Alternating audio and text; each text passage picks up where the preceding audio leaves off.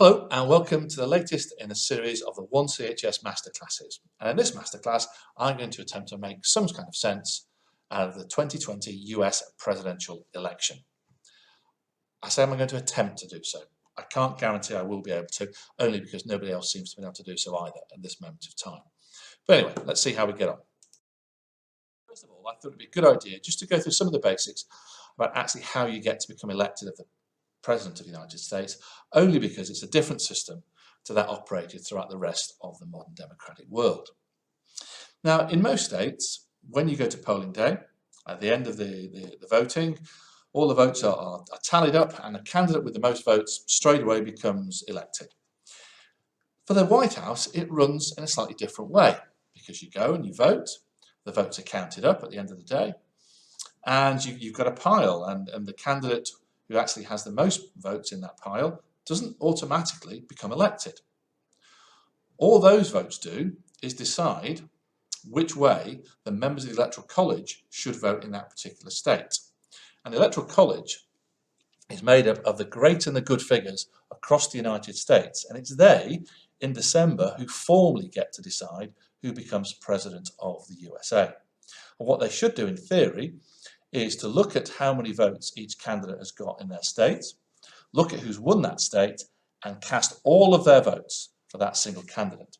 So if you took the state of California here, which Joe Biden won, what should happen here is that the 55 members of the Electoral College who represent California should all cast their vote for Biden.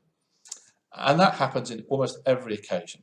Very rarely, a member of the Electoral College will decide actually they want to cast the vote how they want to do so. But fortunately, this has not been significant in deciding who actually enters the White House. It's just simply been a Pyrrhic token protest. It runs slightly differently in Maine and Nebraska, and there's a slightly more proportional model that's applied there. So that in the case of these states, you get two Electoral College votes if you win the popular vote in that state, but the other Electoral College votes for those states are based on who wins the congressional districts in those states. So if we take Maine as an example, the Democrats and the Republicans won one congressional seat in that state, so they get one Electoral College vote each, meaning that Biden got 3 for Maine and Trump got 1. So what did this actually look like this year? Well, this is the map as it is when I'm recording it now on Friday the 13th of November. And you will see here that we've got large swathes of red and several swathes of blue, some bits of blue with stripes on, and we've got some grey here. The grey represents those states where the votes haven't formally been announced yet. In North Carolina, because they haven't quite finished counting them, although Trump's highly likely to win that state, and Georgia, because whilst they did finish counting them, there was an automatic recount because the margin of victory was so close. However, it does appear highly likely that Biden will retain that state. The striped areas are states which have flipped, so they have been won by the Democrats and they lost them in 2016. Now, it might seem strange when you look at this map to see there's so much red on it, given that Trump has lost the election. The reason for this is that the number of Electoral College votes per state is based upon not on its geographical size, but roughly on the number of people who live in that state, which in turn affects the number of members of Congress it sends to Washington each year. So you'll see that the Republicans here have been very popular in many of these large, expansive areas, these states here in the Midwest and down here in Texas, which are very large geographically, but they're less densely populated than, say, some of the states down here on the East Coast, and certainly a state like Pennsylvania here, which looks very small compared to, say, Wyoming, but Wyoming has 3 Electoral College votes, but Pennsylvania here has 20, which is much more densely populated. So the key thing is here that you need to make sure that your vote is got out and that people vote for you in those popular states. Because, okay, we're in lots of states, but unless there's lots of people live there, it's not going to get you what you want. It's also a system that could lead to peculiarities that you could win more votes than the other candidate, but not actually win the election. Because there's an interesting phenomenon here that over the course of the past 20 years, there's 2 occasions when that's happened, both of them affecting Democrat candidates. So in 2000, Al Gore won more votes across the US than George W. Bush, but he didn't win enough Electoral College votes to put him in the White House. And 4 years ago in 2016, Hillary Clinton got over 3 million more votes than Donald Trump, but it wasn't enough to get her in the White House because Trump was successful in targeting those densely populated states and getting the support out there. This year, there doesn't seem to be any issue around that at all. Biden, we reckon, is going to have just over 5 million more votes than Trump, even though not all the votes have been counted yet. So that's a very comprehensive victory. And also, it looks as though he'll have a comprehensive victory in the Electoral College, and they reckon he'll probably end up on 306 Electoral College votes, which puts him certainly well over 80 more than Donald Trump will end up with. So there'll be no issue over his mandate on that front. The only issue is that the Republicans are trying to challenge is the validity over certain votes.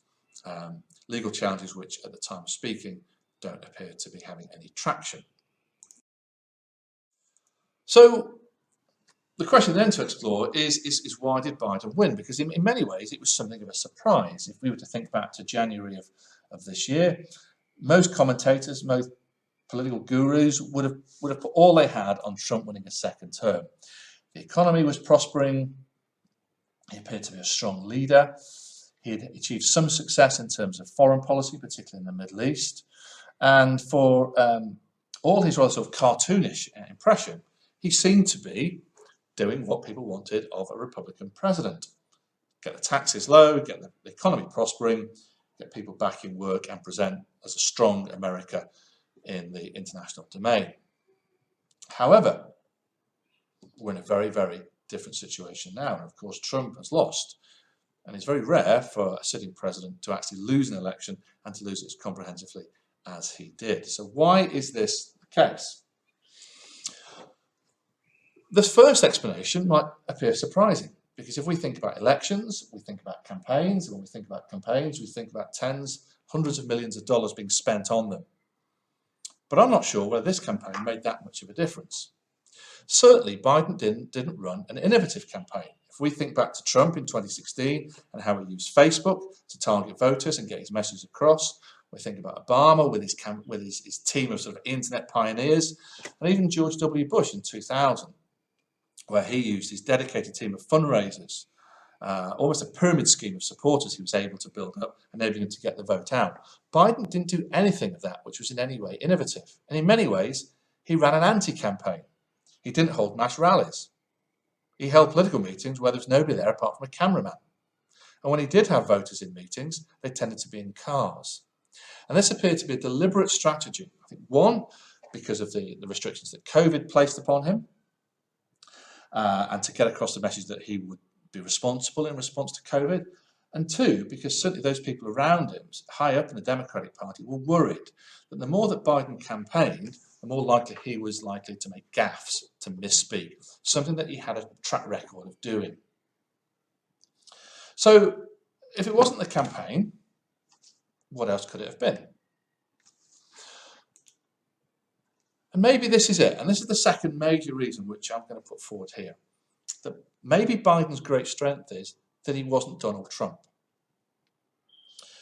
There's certainly a lot of noise around Trump and the way that he's acted in office, but for many voters, certainly many Republican sympathising voters, that wasn't really something that put them off. Indeed, for some of them, it endeared them to it. However, over the COVID crisis, he appears to have made several serious tactical mistakes that caused many voters, particularly moderate voters who may have voted Republican last time, perhaps for the first time, and certainly many independents, decided they didn't want to give him a second term in the White House because of his dismissal of the virus, his lax handling of it, his rather unorthodox approach to tackling it. Drinking bleach, anyone, to cure this? Not wearing masks. The number of cases and outbreaks of COVID that have occurred within his own administration, within the White House. I think 3 at the last time of looking. All of those, I think, caused many voters to question whether or not Trump was the right person to lead them. And Biden, in many ways, was the antithesis of this. He was calm, he's moderate, he would get a grip of the crisis. He would make America respected abroad. He would offer a degree of moderation and of adulthood, if you like, that I think many Americans found attractive. He was also the right candidate for the Democrats because he was able to win back a number of those voters who deserted the party 4 years ago. white working class men in states such as Pennsylvania, cities like Pittsburgh and Philadelphia, who decided 4 years ago that they didn't want Hillary Clinton to lead them, but they did want Biden, a guy who'd come from a similar background that they'd come from, a guy who spoke their language. So he was successful there. He was also successful in winning over those voters who were perhaps voting for the first time, who wouldn't normally vote, or they were college age. He was able to put forward a convincing narrative to them, whether it was to do with racial equality, whether it was to do with tackling COVID, whether it was to do with maintaining medical care for those who couldn't afford it. But he was able to present himself as a very serious candidate, and a surprising candidate in many ways, because he didn't make these gaffes to the degree that people thought he would do so. And indeed, this is confirmed by the speeches he's given since winning the majority electoral college vote, and he surprised many commentators in actually how well he's come across. So this moderate, grown-up, considered, sensible, mature political figure seemed to be the right candidate at the right time and against the right opponent. There's a lot more data that's going to be put together about who voted for each candidate and why people chose to vote for them. But out of what has been produced so far through exit polls and other commentary, those seem to be the main reasons at this stage why Biden was successful. Overall, however, I'm sure that the COVID crisis played the biggest factor in people voting for him and not voting for Trump.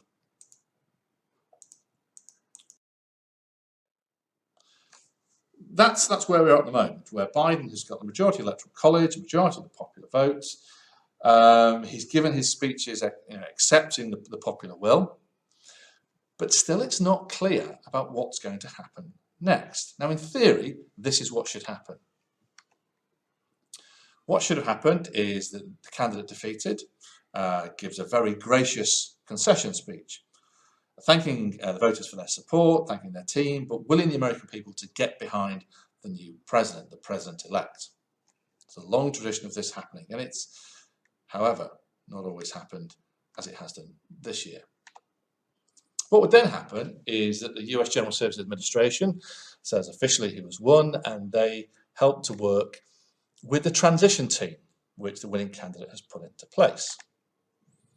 On the 8th of November, this is the last date by which any legal challenges to results in particular states had to have taken place. This is officially called Safe Harbor Day. This is it. If you want to challenge the counting in a particular state or how the vote was carried out, that's the deadline. It's all got to have been resolved by the 8th of December. Which means that a week later, those members of the Electoral College I talked about at the start can get together and decide how they're going to cast their votes. It used to be the case that they would all ride on their horses up to Washington, meet in one place, and they would put their hand up and say how each state was going to vote. It doesn't happen now. They don't go anywhere. Well, they go to the capital in their state and they state how they're going to cast their vote. And that's one of the reasons why there's such a long time between election day and the president actually assuming office, because it's a system based upon people travelling around the country to vote again on the people's behalf. Another delay is built in here. So obviously you get Christmas off, and then when Congress resumes at the start of January, both the House of Representatives and the Senate officially count those electoral college votes, which means that 2 weeks later we can have the presidential inauguration and the commencement of a new term of office. That's the theory. However, what actually happens if that theory doesn't work in practice? And let's say we have a situation whereby the Republican Party doesn't accept the result. And that's a situation which we're in at the moment. Unlike any other election that I've been aware of, we have a real lack of certainty over whether one party is going to accept the result. Even in 2000, when the result was decided effectively by the Supreme Court, the defeated candidate Al Gore, very clear, very gracious in his concession speech to accept that result.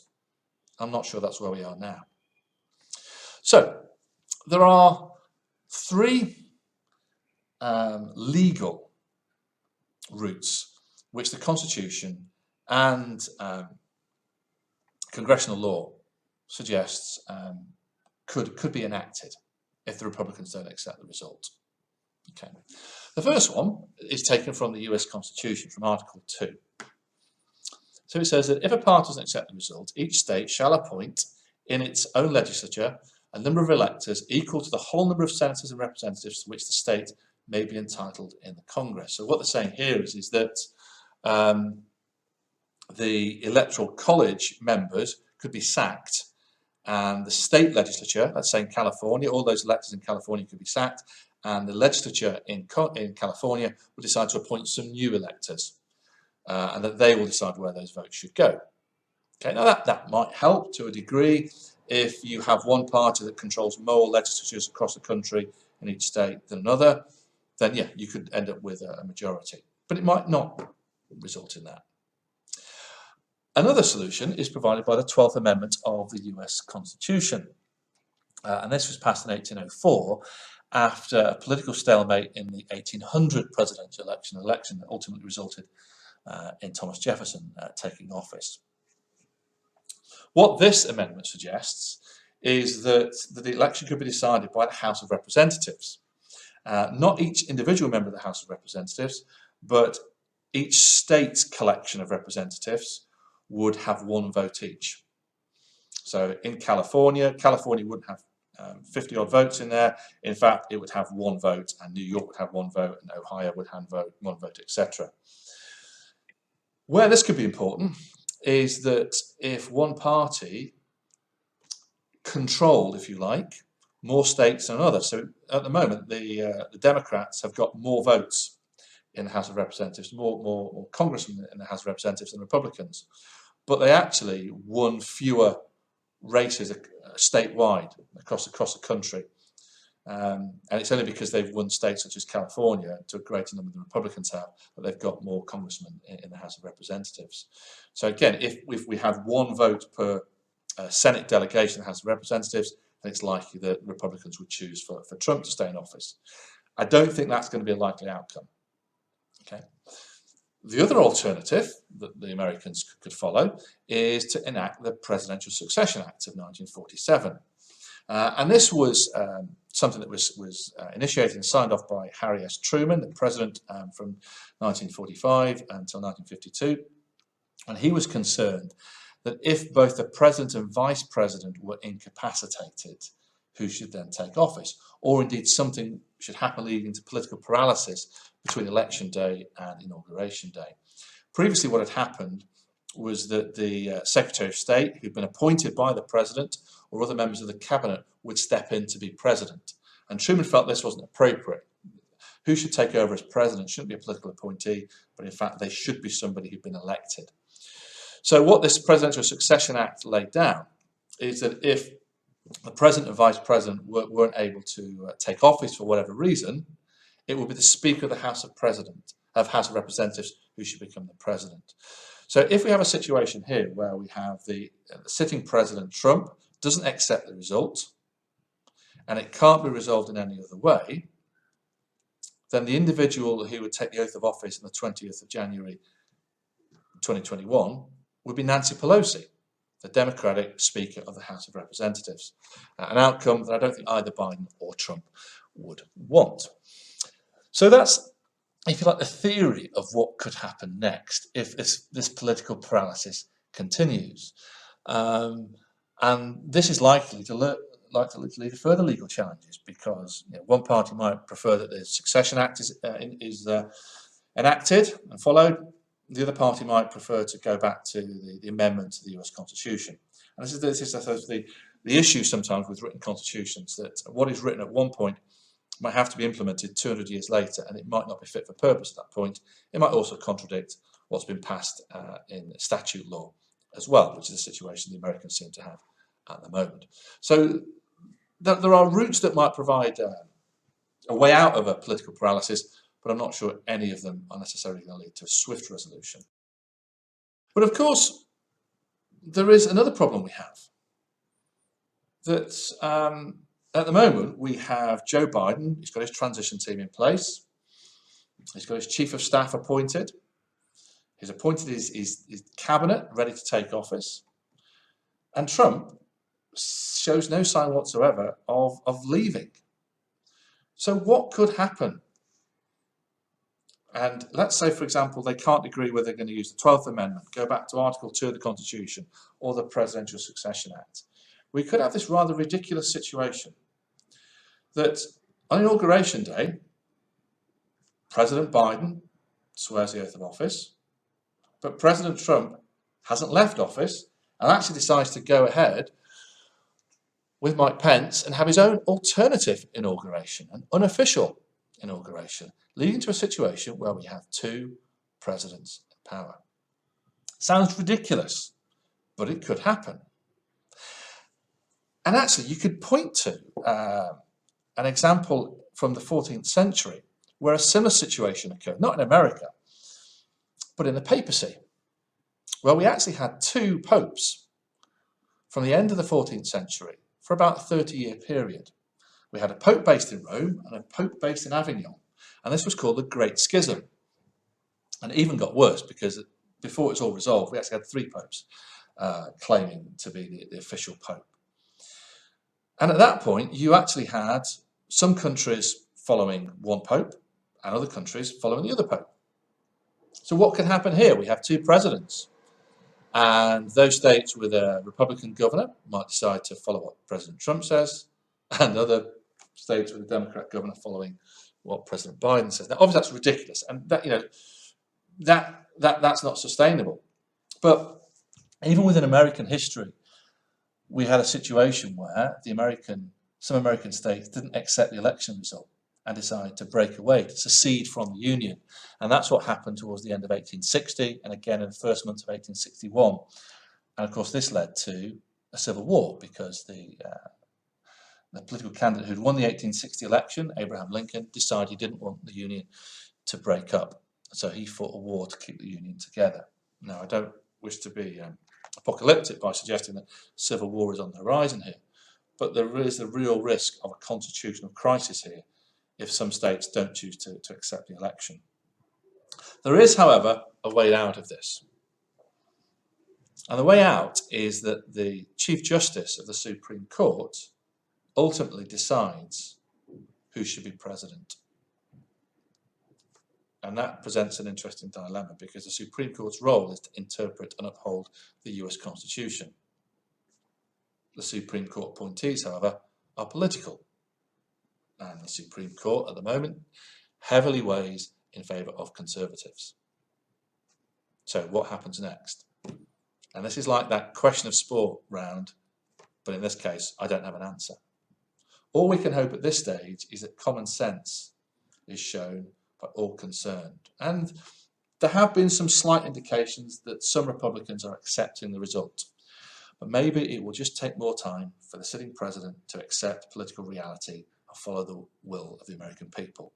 However, it's certainly going to keep us all enthralled for months and probably years to come. Thanks very much.